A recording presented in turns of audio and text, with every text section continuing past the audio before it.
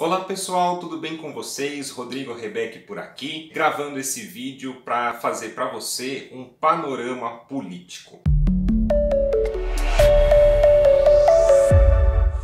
A gente aqui na YouTrading, a gente evita um pouco entrar em polêmica, abordar questões políticas, a gente procura respeitar a opinião dos nossos investidores sobre os políticos, caminhos que o Brasil segue, tanto de esquerda, de direita como de centro. Agora, você como investidor, inevitavelmente acontecem alguns fatos relevantes no Brasil que a gente precisa abordar no intuito de deixar você mais prevenido sobre eventuais movimentações do mercado.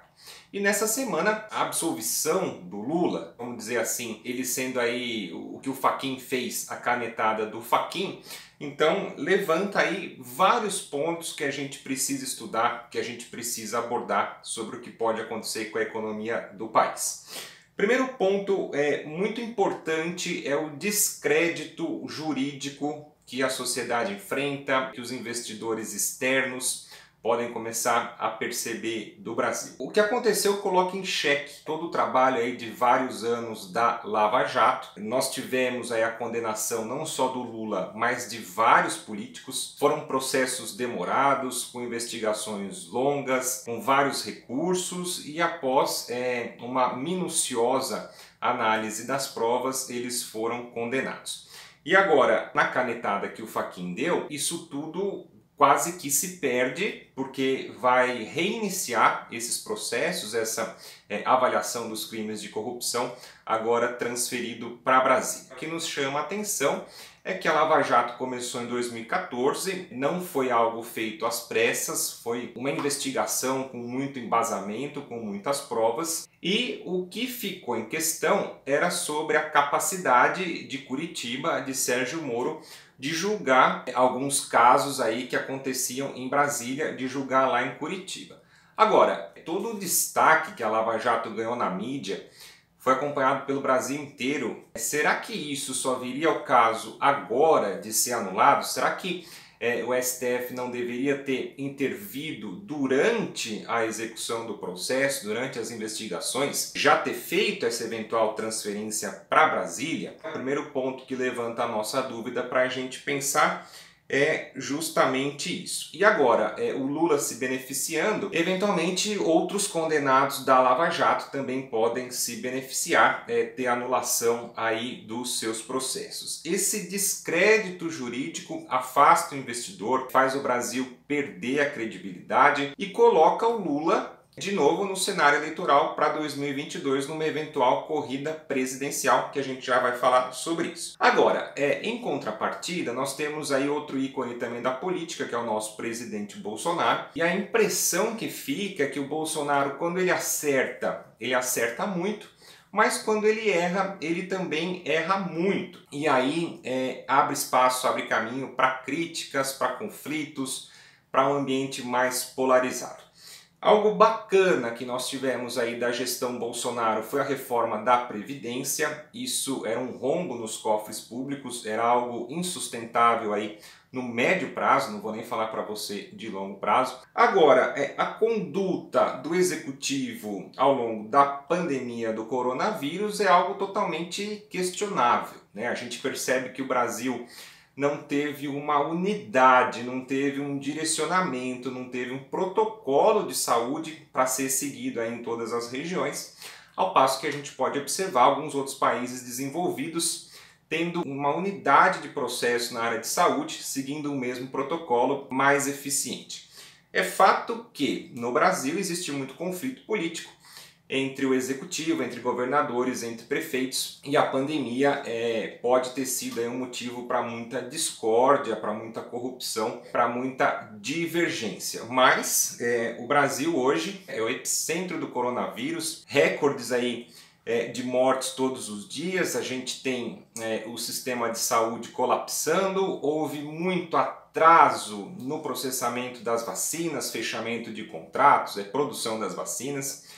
Em novembro, quando a gente já tinha Estados Unidos e Reino Unido acelerando aí o processo de compra de vacinas, já organizando vacinação em massa, o Brasil recusava contratos, recusava entregas, demorava para aprovar se era eficiente ou não, quando já estava claro que o caminho para uma recuperação econômica era justamente a imunização em massa da sociedade.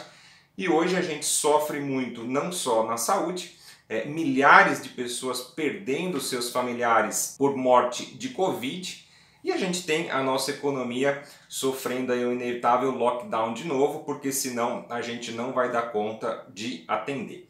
Então são pontos aí muito complicados. E as eleições de 2022 já começaram. Ao que tudo indica, o Lula deve ser o candidato do PT, deve ser o candidato de esquerda para uma possível aliança aí com partidos de esquerda. O Lula, ele é bom de palanque, ele é bom de comunicação, ele é um líder de esquerda no Brasil, que é um país pobre, tem bastante influência sobre a sociedade.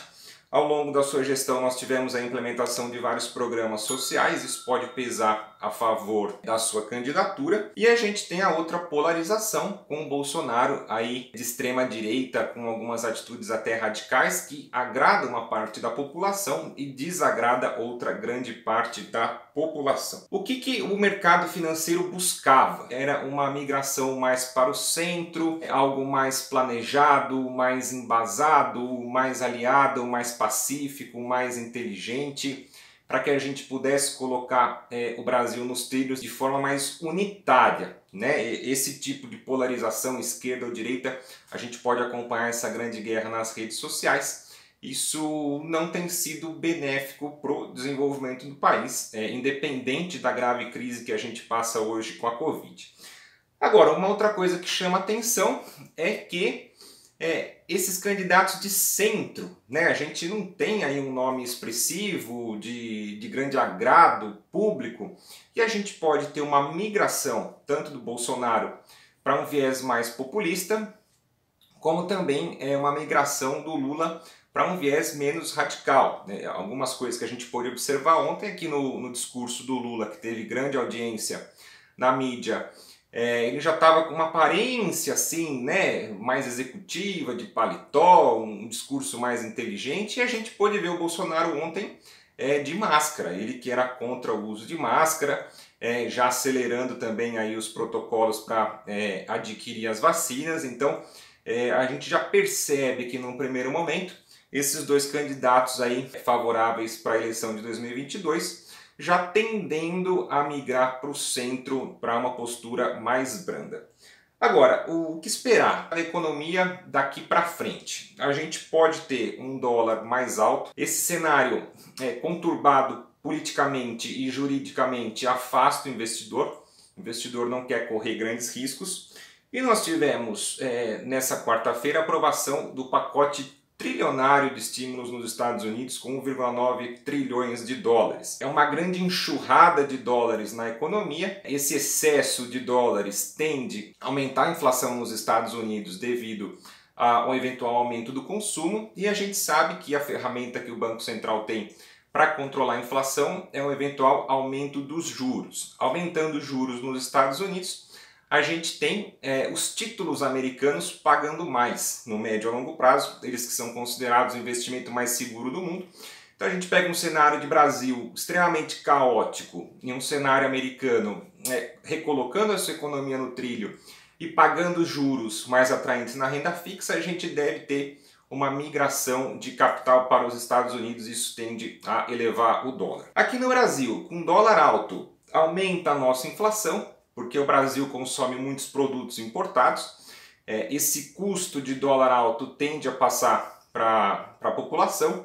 Essa inflação saindo da meta central do Banco Central do Brasil, a ferramenta que o Banco Central tem aqui também é elevação de juros. E aí com juros mais caros, fica mais caro o dinheiro de crédito, né, para financiamentos de imóveis, financiamentos de automóveis, empréstimos para o desenvolvimento das empresas. Endividamento das empresas vai ficar mais caro, e isso tudo aliado à pandemia que a gente vive hoje, a crise sanitária no Brasil, novamente o nosso PIB deve patinar bastante em 2021. Então, o eventual cenário de recuperação para o Brasil, a gente começa a esperar que, se caso realmente ao longo desse ano nós controlarmos aí o colapso da saúde e tivermos uma vacinação em massa, com grande parte da população imunizada até o fim de 2021, a economia deve começar a se recuperar de forma leviana a partir de 2022, tá certo? Então, trazendo aqui para você, é um assunto complexo, é um assunto pesado, é um assunto polêmico, mas a nossa intenção é te ajudar, tá? Te posicionar, te colocar no mercado, para que você tenha uma visão panorâmica agora desse cenário político e econômico, tá certo? Grande abraço para você, sucesso e bons investimentos!